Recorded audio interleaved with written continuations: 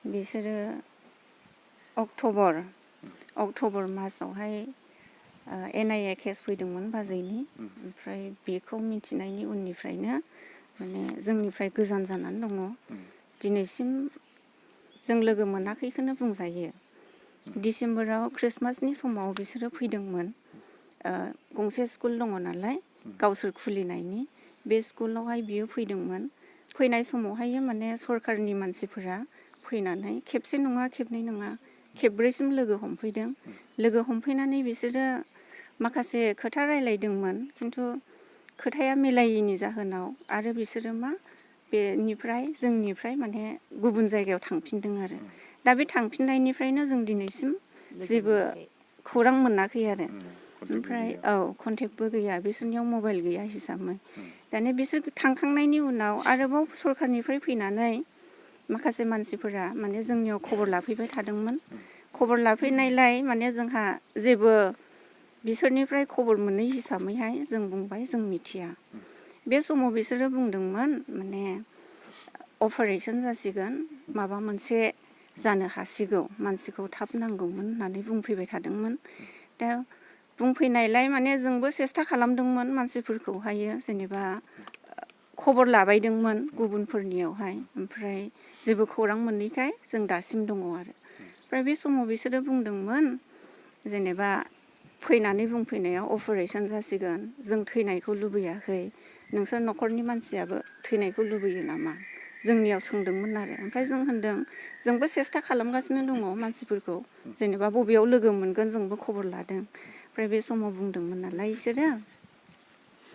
माने न'खरा खस्थ' मोनसिगोन होननानै बे समाव आं बुंदोंमोन माने जाया दायनिगिरि बिसोरखौ नागिर बाजैखौ नांगौ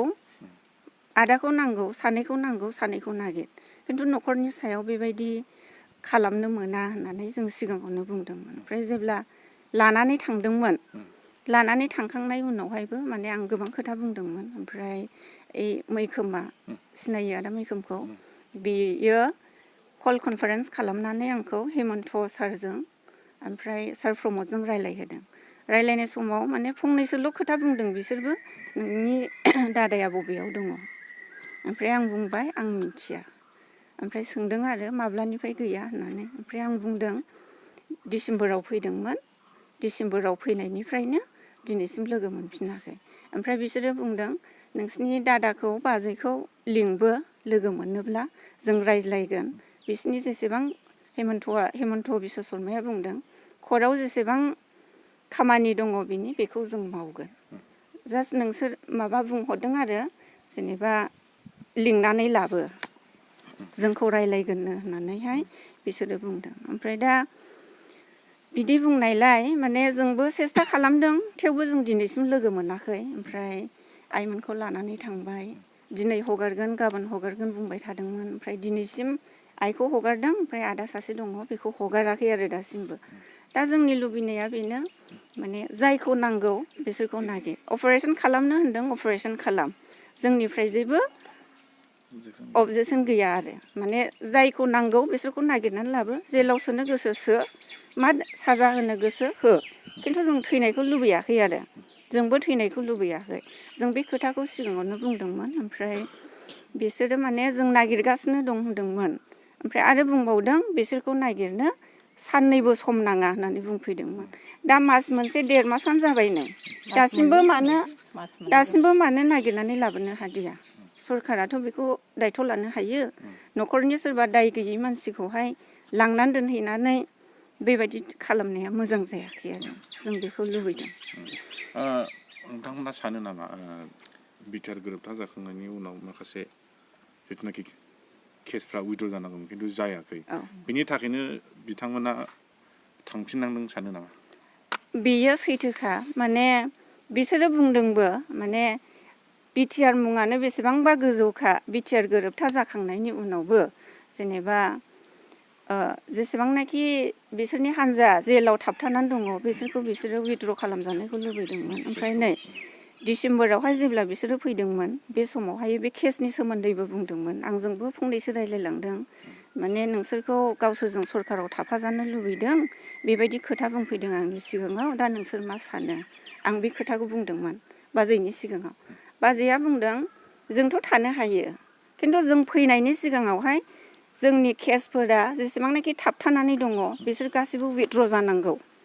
बिनि उनावसो जोंबो फैगोन बेबायदि उनाव मावगोन होनना बुंनायावनो गासिबो खामानिफ्रा थालांजोबदों नैबे खोथाखौ बुंदों आरो बाजैया दा जोंबो लुबैयो जेनेबा उइथड्र जानायखौ जेनेबा सोरबा बायदिया बेबायदि खस्थ' मोननांनायनि गेजेरजोंनो सुइसाइडबो जानानै थैनानै थांनाय खौरांखौ जों मोनदों दा बेखायनो माने बेफोर समयसाफोरा माने थानो नाङा आरो समयसाया माने गिबियाव नोंथांमोननिसिम साबायखर बावग्रोबाय जोंनि बेसिम फैनानै खौरां लाफैनायनि थाखाय समयसायाथ' मोनसे दुखुनांथाव होननानै जों बुंनांगोन बे समयसाया जाहैबाय थांनाय जानुवारि मासनि 14 थारिख फुंनि 9टा 9 बाजिसो टाइमाव समायाव आमगुरि थानानिफ्राय असिया फैनानै नैबे जोंनि आदा मार्टिननि न'खराव बिमा आरो आदा मार्टिननि फंबाय बिसोर सानैखौबो SP सारा स्टेटमेन्ट लानो लिंहरदों होननानै लांदोंमोन ओमफ्राय दा बै समनिफ्रायनो दासिमबो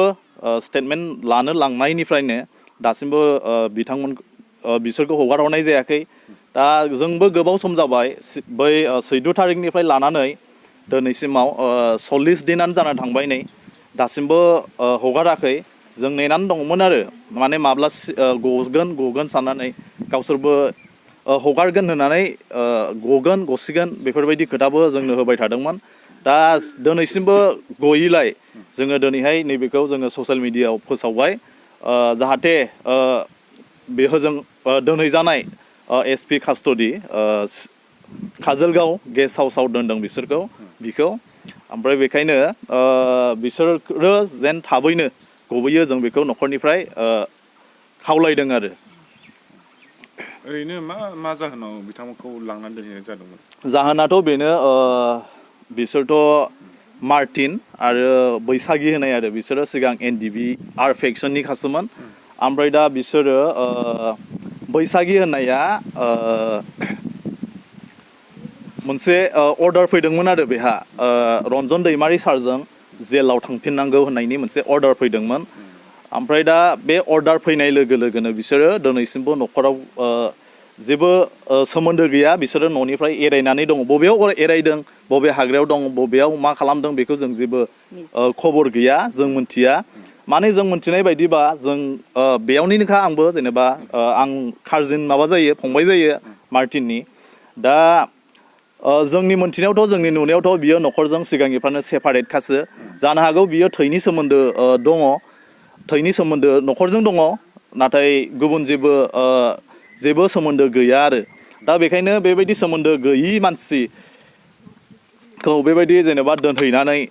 जेबो मोजां रिजाल्टबो फैखानाय नङा बेखायनो जों खावलायदों न'खरनिफ्राय जानाखि जाय बेक्तिखौ दासिमबो हगाराखै बे बेक्तिखौ थाबैनो हगारनायखौ जोङो सरकारनिसिम आर'ज गाबदों आरो दा साबेसे दङ दा सानैमोन आरो बिसोरो ओमफ्राय दा सासेया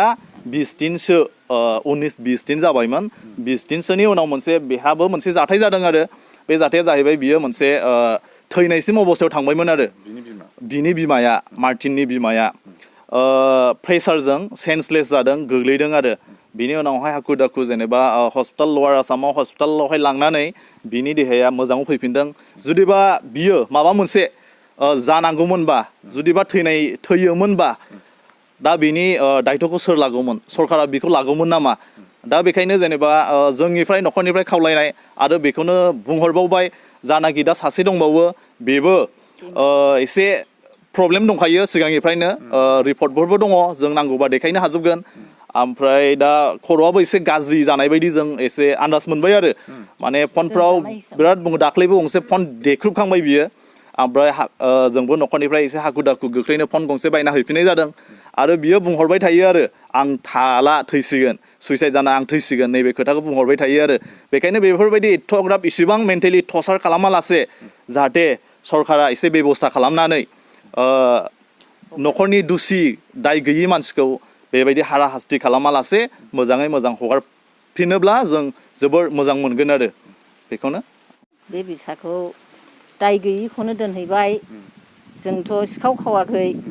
मानसि बुथाराखै बेबिसारि खालामाखै जोंखौहाय दोनहैदों बिदिनो थगायनानै हरसे मानि जोंखौ खस्थ' खालामदों बिसना गंसेल' होदों जोंनो खम्बल गांसेल' होदों उन्दुनो हायाखै बेयावबो आं लोमजादों अखानायैसो बुंजानानै जोंनो बिसनाखौ आलदा आलदा होदों सिबो आलदा होदों बिनिफ्राय हस्पिटालाव लांनानै आंखौ ट्रिटमेन्ट खालामबाय आरो दोनै दोनबावबाय बेयावनो आं प्रेसारजों माबा जानानै आंखौ हगारदों आरोखि दा आंखौबो हगारखायामोन बिदि प्रेसार बारा जानानैसो आंखौ हगारदों दा आं बे फिसाखौ आं हगारजानो लुबैदों माने जों दाय गैया नालाय दायनिगिरिखौ नागिर ना सरकारा नागिरनांगौ हायोबा माने नागिर जों दा नागिरबो होनना नागिरनांगौ सरकारा दायनिगिरिखौ जोंखौ हगारनांगौ बेनो आरो आंनि खावलायनाया सानबैसे दोनहैदोंमोन मादैनिखौ आंखौ 20 दिन दोनदों 20 दिन दोननानै आंखौहाय बे प्रेसारनि माबायाव हगारदों माबे जायगायाव दोनहैयो आंखौ काजलगाव गेस्ट हाउसावनो जों बिमा फिसा सानैखौबो दोनहैदों बिनिफ्राय बे आमगुरि थानानि जे असिया हिनजावखौबो लाबोफाखै हिनजावथ' सासे नांगौमोन ना हौवाफोर गोजा लानानै थांदों बेबायदि आरोखि ओमफ्राय दानो दोनफैफिनगोन माने SP सारआ स्टेटमेन्ट लानो लिंहरदों नोंसोरखौ जों दानो दोनफैफिनगोन होननानै थगायनानै लांदों दोनहैनाय लोगो लोगो बियो खारखोमादों बे खारखोमायैनो आंखौ लाबोजासे बियो नुजायाखै आरो SP साराबो नुजायाखै बिदि जादों दा बे समयसाखौहाय समाधान खालामनो थाखाय जोंनि जिथुनाखि बिटिआर सरकार बा प्रमद बर' दैदेननाय बिटिआर सरकार बिथांमोनखौ माबायदि खावलायनो बेखौनो गोसो जायो माने आङो बे खावलायनाया बेनो बे बिसाखौहाय माने हगारनांगौ आंनि खावलायनाया बेनो आरो माने बेयाव दोनबाय थायोब्ला बियो गाज्रि जागोन आरो माबा मोनसे जानो हागौ सन्देहआव माने एखे बुंखानायखा गावनो दा जोङो गिगासिनो दङ जों सिन्था खालामगासिनो दङ दायनिगिरि नङा जेराव दाय गैयिखौनो दोनबाय थाबाय जेबोथ' खामानि मावनो हाखायाखै बिनिखायनो आं सरकारखौ खावलायदों आरो थाबैनो जाहाथे जोंखौ हगारो जोङो गरिब सानसे मावाब्लानो जों मोनजाया जों खेथि बाथि मावनानै जानाय जोंखौहाय थाबैनो हगारजानो लुबैदों आरोखि आङो